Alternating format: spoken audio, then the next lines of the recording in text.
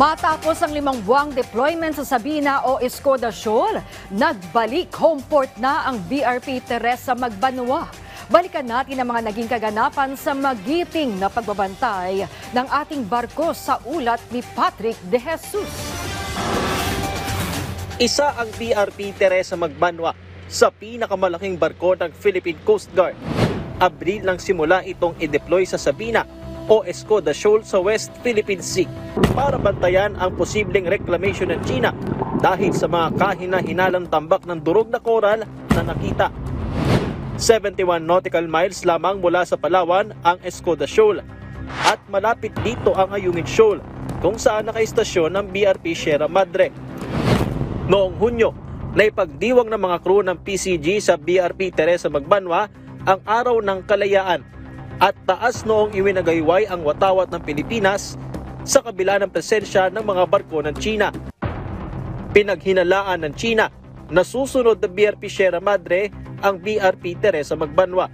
Noong Hulyo, naglabas ng video ang tabloid na pagmamay-ari ng China mula sa China Coast Guard ng umano'y pagdadala sa barko ng Pilipinas ng construction materials. Ultimo pagdadala ng cookies, kinwestiyon. Hulyo rin nang nakipagtapatan sa BRP Teresa Magbanua ang tinaguriang The Monster Ship ng China Coast Guard. Ni-radio challenge ito ng PCG. China Coast Guard vessel 5901 within the vicinity waters of Sabina Shoal.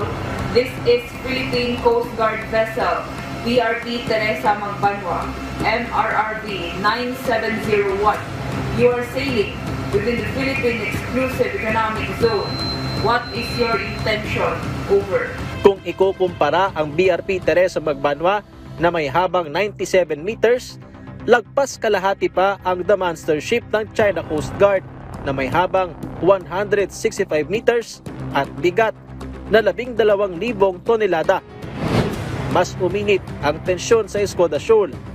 Noong nakaraang buwan, naging kritikal ang pagkain at iba pang pangailangan dahil nabigo ang humanitarian resupply mission sa BRP Teresa Magbanua matapos harangin ang 2 barko ng PCG ng mga barko ng China Coast Guard, Chinese Maritime Militia at People's Liberation Army Navy.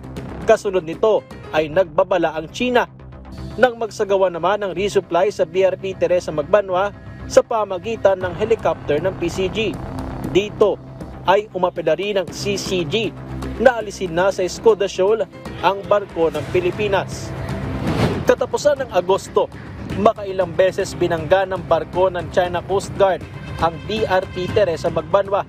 Nagtamo ng matinding pinsala ang barko ng PCG kung saan mayroon ding bahagi nito ang nabutas dahil sa pambabangga.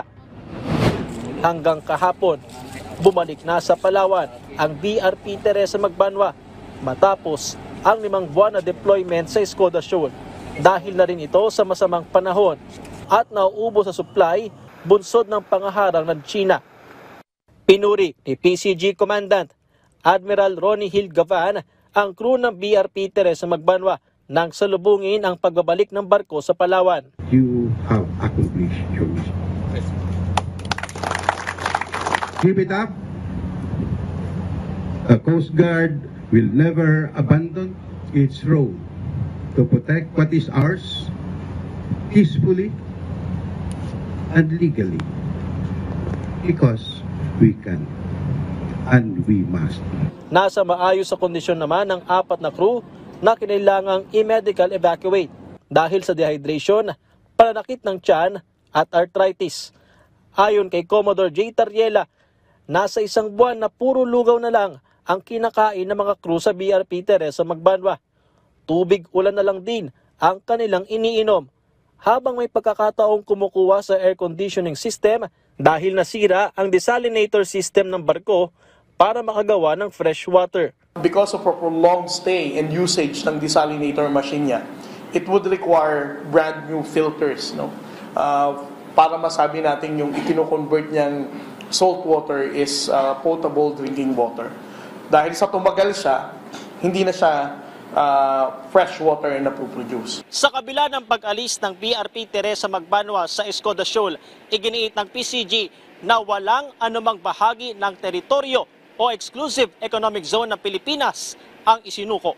Tiniyak din ng PCG na patuloy ang magiging pagpapatrolya ng Pilipinas sa West Philippine Sea, bagamat hindi na idinatalye ang posibleng barkong pumalit bilang bahagi ng operational matter.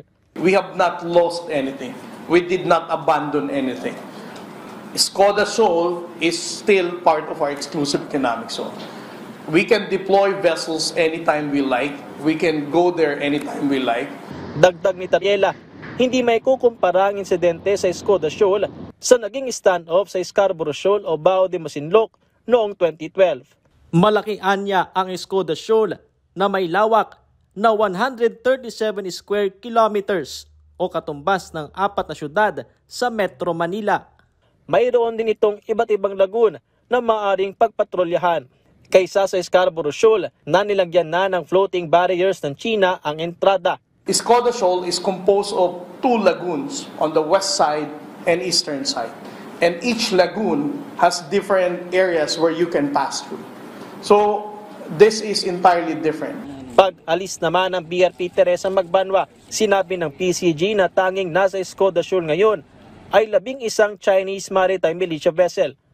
Walang anumang barko ng China Coast Guard at PLA Navy. Siniguro rin ng PCG na kaya pa ring pigilan ng bansa sakaling may tangkang reclamation ng China. Patrick De Jesus para sa Pambansang TV sa Bagong Pilipinas.